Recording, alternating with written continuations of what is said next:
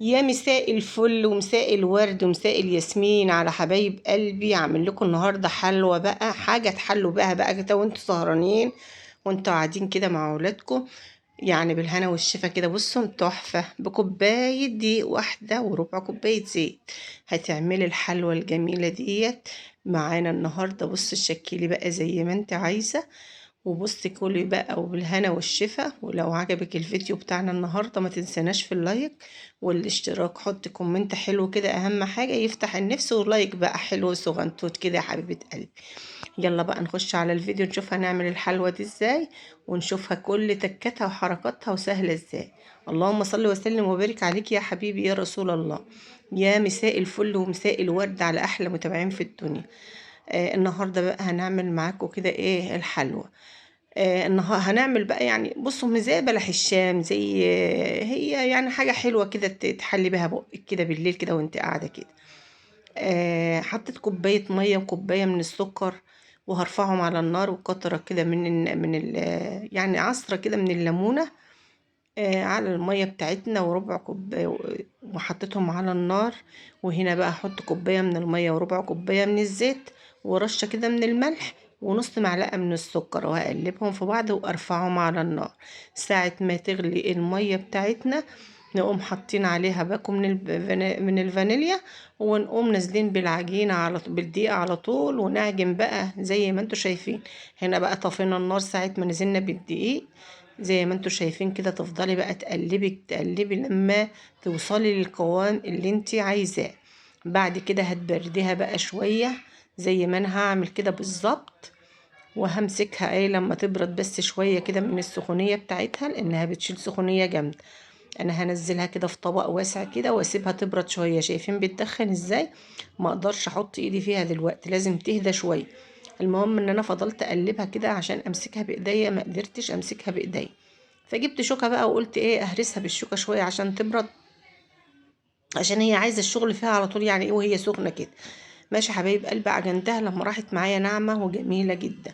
حطيتها بقى في كيس الحلواني ده، وهشكلها زي ما انتوا شايفين كده. القمع اللي هو بتاع بلح الشام ده، يعني هي زي عجينة بلح الشام بالظبط يا حبايب قلبي، بس بلح الشام بقى بيبقى في بيض، لكن دي ما فيهاش بيض. ماشي يا حبايبي، بس حلوة قوي. وتشكلي بقى زي ما انت شايفة كده يا حبيبة قلبي بالقمع كده بتاع الكيس الحلواني، زي ما انت شايفة كده يا حبيبتي. ولو عجبك بقى الفيديو بتاعنا النهاردة ما تنسيناش في اللايك والاشتراك. هنا بقى خلصت كل الكمية زي ما انتوا شايفين كده. ما شاء الله رمت كمية حلوة يعني على قدنا كده. عايزة تكتري بقى كتري، عايزة تعملي المقادير اللي انت عايزاها اعمليها. هنا بقى نزلت بالزيت كده، سخنت الزيت بس مش درجة السخونية اللي هو مقدوح يعني، لا سخن كده، عشان لما تنزل الحلوة بتاعتنا انا عايزاها تنشف معايا وتقرمش، مش بحبها تكون عجينة من جوه ولا طرية. هنا بصوا شايفين لونها. انا طبعا غيبتها شوية على النار وهديت النار عليها علشان تنشف معايا. ماشي حبايب قلبي، وهنزل برضو بكل الكمية كده.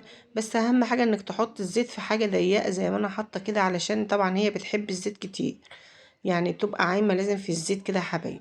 هنا بقى تقلبي بقى في العسل، طلعي كده من الزيت وتحطي في العسل كده، وتقلبي وتطلعي ايه، تصفي العسل من عليها جامد وتحطيها في طبق.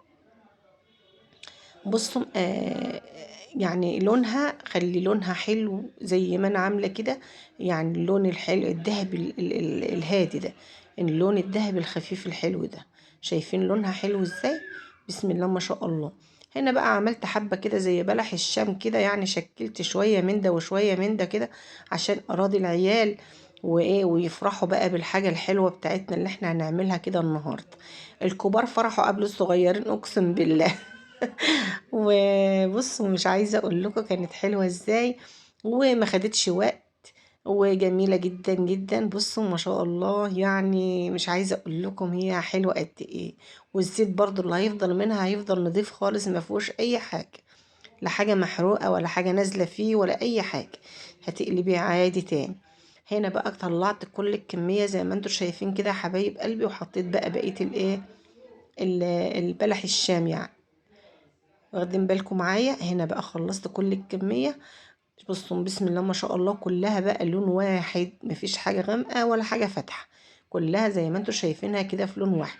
ومقرمشه بقى، مش عايزه اقول لكم حلوه من جوه ومقرمشه كده، ويعني مقرمشه ومن ناحيه طريه، انت بتاكليها كده تقطم في بقك كده، بصراحه عسل. شايفين؟ لو عجبكم الفيديو بتاعنا النهارده بقى ما تنسوناش في اللايك والاشتراك وفعلوا زر الجرس، واستنوني في فيديو جديد. استنوني في فيديو جديد، والسلام عليكم ورحمة الله وبركاته حبايب قلبي.